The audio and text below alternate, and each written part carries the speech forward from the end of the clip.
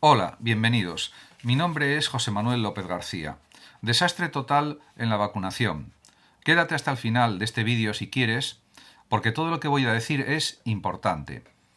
En primer lugar, señalar que habría que apoyar a las 3 vacunas españolas en su proceso de investigación en relación con las mismas y sobre todo que estén disponibles lo antes posible, si puede ser pues para el verano o para el otoño de este mismo año, para empezar a producir en masa estas vacunas españolas que según los datos son muy efectivas y por lo tanto así pues desarrollar una campaña de vacunación mucho más efectiva y mucho más rápida.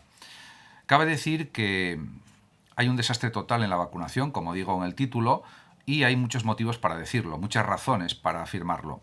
Lo mismo que se empezó, por ejemplo, por los mayores, de los que estaban en residencias, para vacunar, deberían de seguir por los mayores de 80 años que están en sus casas. Pero es que lo mismo se puede decir de los docentes.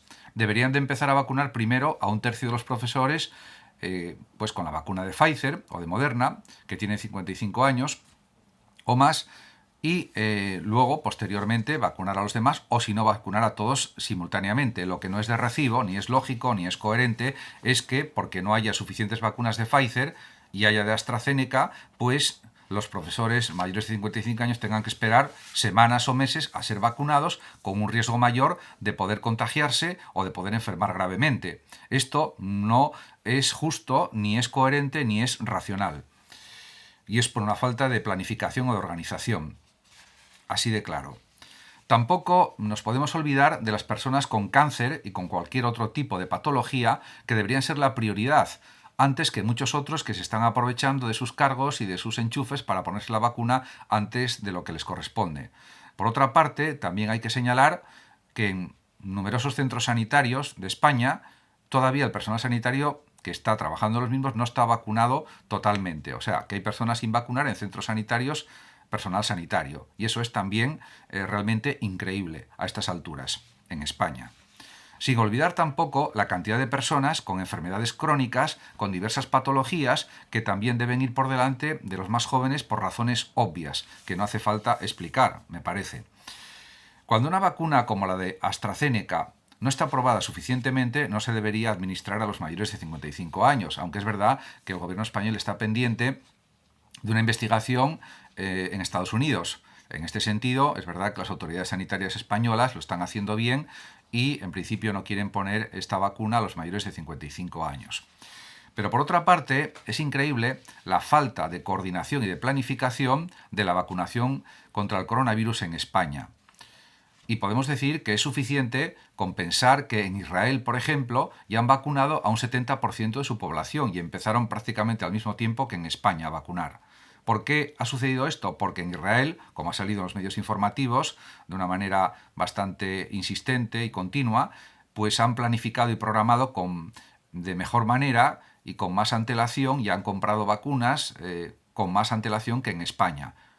Y eso explica que ya, aparte que tienen un sistema de vacunación mucho más eficiente y efectivo que en España, porque ahí realmente sí vacunan en masa y en España todavía no se está vacunando en masa. Y se cree que será dentro de unos meses, para marzo, abril o mayo, pero son suposiciones nada más.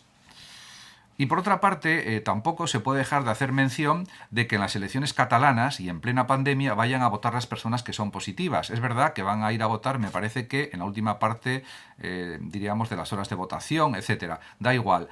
Eso supone asumir unos riesgos excesivos y, según expertos que ya han hablado de este tema, según algunos expertos, insisto, pueden contagiarse 25.000 personas al ir a votar a Cataluña, a pesar de las medidas de protección que están preparadas e instaladas en los colegios electorales en Cataluña.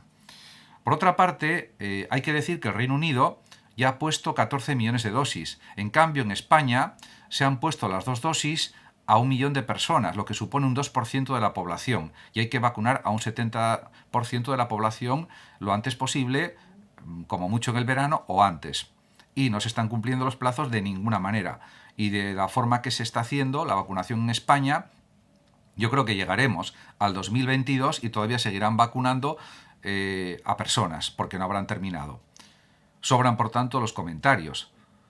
Además, las personas vacunadas, no hay que olvidarlo, pueden contagiar, y lo han dicho ya los médicos, los expertos, los pues especialistas en estas cuestiones, y deben seguir con mascarillas puestas continuamente. Pero es que además hay otra cuestión importante a tener en consideración. En Israel, a pesar de haber vacunado el 70% de la población, sigue habiendo muchos muertos por coronavirus, y lo dicen los expertos, los virólogos, los médicos, los inmunólogos, etc. Pero es que además, este año 2021, pues podemos decir que algunos epidemiólogos o virólogos recomiendan encarecidamente no viajar en el próximo verano, o sea, en este verano que ya tenemos a unos meses de distancia, y en el año 2022 con mucho cuidado y protección. Pero parece que pues, la campaña turística y los hoteles y la hostelería pues, no están por la labor. Por supuesto, habría que dar ayudas económicas muy fuertes, tanto a la hostelería como, fundamentalmente, también a los hoteles, etcétera, pero lo primero es la vida y después es el turismo. Pues parece que en España no, lo primero es el turismo y después la vida. O da la impresión esa, en vista de lo que está sucediendo ya. Por otra parte, hay que decir que la variante o cepa británica puede extenderse mucho más en marzo y producir muchos más contagios y muertes, y lo están diciendo los expertos, médicos, virólogos, etcétera. No es que lo diga yo.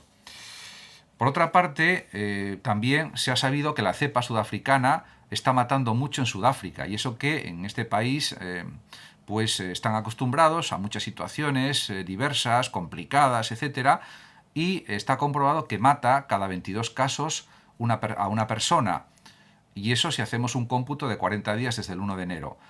Es la que más mata, la cepa sudafricana. La cepa del Reino Unido o británica mata a una persona cada 35 casos, y la variante brasileña mata a una persona cada 50 casos. Estos son datos preocupantes, sobre todo en relación con la cepa sudafricana. Y ya hay casos de cepa sudafricana en España, que aunque sean pues 4 casos o los que sean, habría que multiplicar esa cifra por 10 para hacerse una idea real de los casos que ya debe haber de cepa sudafricana seguro en España. Y eso lo dicen también los expertos. Por otra parte, cabe decir que posiblemente en marzo y abril la situación por la pandemia del coronavirus en España puede ser terrible, o más terrible de lo que ya es. Ya lo es, terrible, con más de 500 muertos diarios por coronavirus. Y la gente parece que se acostumbra, a una parte de la población se acostumbra a que haya cifras de muertos diarias de 500, de 400, como algo normal. Ciertamente ya poco cabe decir más. Simplemente que ha salido en los medios, en los periódicos, bueno, en medios informativos, de televisión o de radio, que quizás si esta cepa sudafricana también matara a gente más joven, que parece ser que lo hace, según está sucediendo en Sudáfrica, si viéramos, diríamos, ataúdes más pequeños, quizás eso nos impactara más y tomáramos más medidas de precaución y de protección en todos los sentidos. Pero, según pues algunos, o según muchos, esto tampoco va a pasar. Parece ser que una parte de la población se acostumbra a todo y da igual la cantidad de muertos que haya cada día por el coronavirus, seguiremos en una línea parecida a la que estamos actualmente. Ojalá que esto no suceda y que las cosas vayan a mejor, pero esta es la realidad auténtica. Incluso yo diría que es mucho peor de lo que aparece en los medios de comunicación, y no lo digo yo solamente, lo dicen también muchos expertos. Muchísimas gracias a todos por su atención, saludos como siempre a los oyentes de Radio Sofando de México, y por último decir que los que lo deseen pueden compartir este vídeo en sus redes sociales, darle like o suscribirse a mi canal de YouTube para seguir viendo y escuchando mis vídeos. Hasta siempre.